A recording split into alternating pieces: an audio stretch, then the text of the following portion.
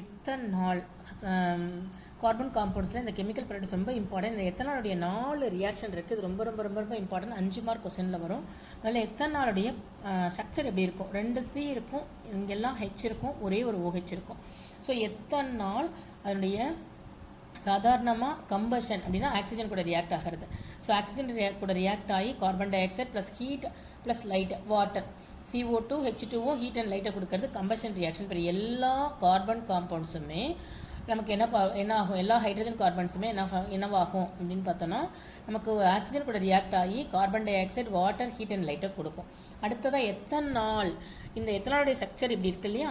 So ethanoic ஆசிடுக்கும் எத்தனாலுக்கு என்ன டிஃப்ரென்ஸ்னு பார்த்தா இந்த இங்கே 2 இருக்குது. ஹெச்சுக்கு பதிலாக டபுள் பாண்டில் O இருந்துச்சுன்னா அது எத்தனாயிக் ஆசிட். இதே ஸ்ட்ரக்சர் தான் இங்கே 2 ஹெச்சுக்கு பதிலாக இங்கே O இருந்துச்சுன்னா அது வந்து எத்தனாயிக் ஆசிட். ஸோ இப்போ இதை இந்த மாதிரி மாற்றுறதுக்கு நம்ம என்ன பண்ணுவோம்னா ஸ்ட்ராங் ஆக்சிடைசிங் ஏஜென்ட்டை யூஸ் பண்ணி இதை ஆக்சிடேஷன் ரியாக்ஷன் பண்ணுவோம். எத்தனால் ஆக்சிடேஷன் ரியாக்ஷன் மூலமாக நமக்கு எத்தனாயிக் ஆசிடாக மாறும்.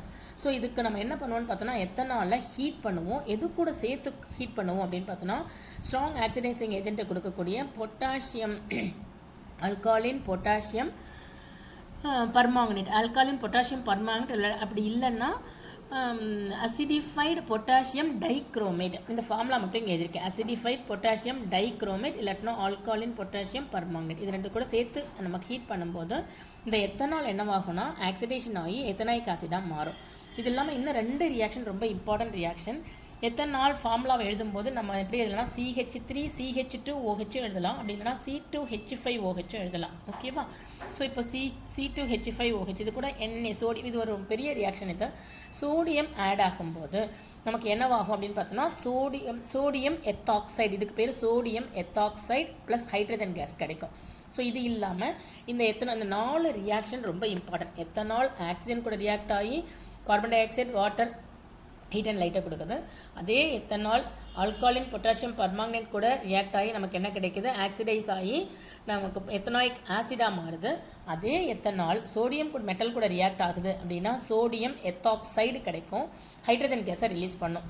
அதே எத்தனால் நம்ம கான்சன்ட்ரேட்டட் சல்ஃபியூரிக் ஆசிட் கூட சேர்ந்து 443 கெல்வினில் ஹீட் பண்ணுறோம் அப்படின்னா அது டீஹைட்ரேஷன் ஆகி எத்தனால் ஈத்தீனாக மாறும். ஓகேவா?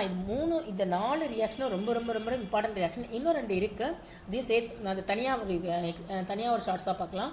ஸோ இப்போ இந்த 4மே ரொம்ப ரொம்ப ரொம்ப ரொம்ப இம்பார்ட்டன்ட். எத்தனால் ஆக்சிஜன் கூட ரியாக்ட் ஆகுது, எத்தனால் வந்து எத்தனாயிக் ஆசிடாக மாறுது, எத்தனாயிக் ஆசிடாக மாறுது, சோடியம் எத்தாக்சைடாக மாறுது, எத்தனால் ஈத்தீனாக மாறுது.